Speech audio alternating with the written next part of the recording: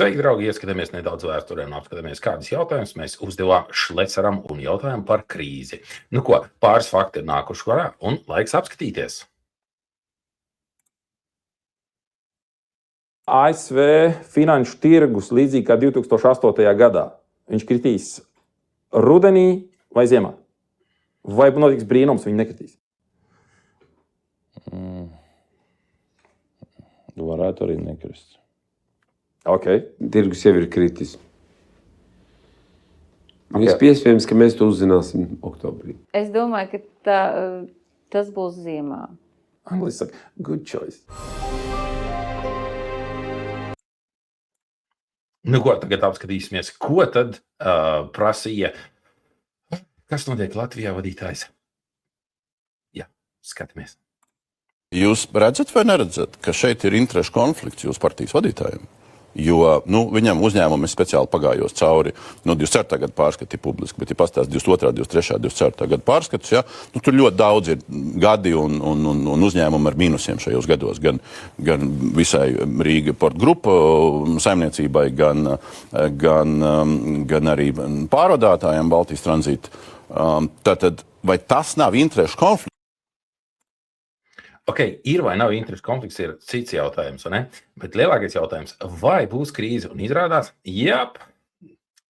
Domburs ielīd iekšā finanšu datos, un tieši viņš apstiprināja, ka interesanti, kā teikt, finanšu datu rādītāji. Ja krīze jau iet, nu ko, atliks mums tikai šogad redzēs rekordu peļņu parādu piedzinējiem, un viss 100% tiks apstiprināts, ka krīzē jau esam vairāk kā 2 gadus. Un, principā, krīze sākās no 22. gada beigām. Nu ko?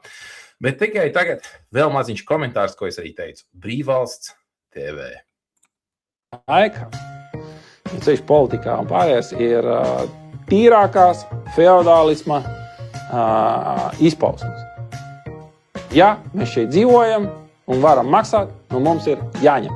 Viņi ir feodāļi, viņiem pieder vara, ne jums, aborigēniem. Un aborigēniem ir pienākums tikai viens. Maksāt, un vēlreiz maksāt, un neiedomājieties, ka jums būs tiesības un iespējas uzdot hoģis, kaut 3, 2 vai pat pusi jautājumu. Aizmirstiet, jums nebija tiesības un nebūs tiesības, tāpēc, ka tiem feodāļiem pieder sava reāla vara. Viņi to uzskata par savas piedzimšanas misijas patieso būtību. Valdīt un kontrolēt un smelt no jums aborigēniem, necilvēciskiem, neapgaismotiem, tumšiem prātiem, kas nezin, kā pasauli ir iekārtot, vai ne? Tāpēc, dārgie draugi, priekš jums daudz, kas nav mainījies pēdējos 700 gadus. Nav mainījies, bet liela daļa no jums to negrib redzēt un negrib saprast. Kā gribu?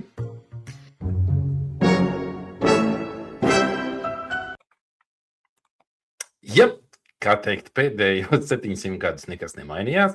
Uzdevām interesants jautājumus un saņēmām interesants atbildes, kas īstenībā nedaudz atšķirās. Nu ko, notikumi iet uz priekšu pilnā sparā. Tie, kas nezina, piemēram, arī apvienoto Arābu Emirātu izgāja ārā no OPEC. Viņi tajā bija 67. gadā. Līdz ar to, ko mēs redzam? Pasaulē strauji mainās tā ekonomika, kas bija pēdējos 50 gadus.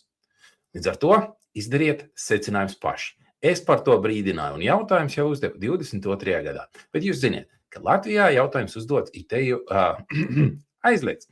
Bet tad jautājums tikai Dombura kungam. Dombura kungs, kādi jūs beidzot uzdosiet intervijās jautājumu, ka Rail Baltica problēmas sākās nevis 14. gadā, nevis 20. gadā, bet no 2006. no 2007. gada, kad jau par to tika ziņots knāp. Kāpēc jūs par to klusējat? Jums pat ir informācija aizsūtīt.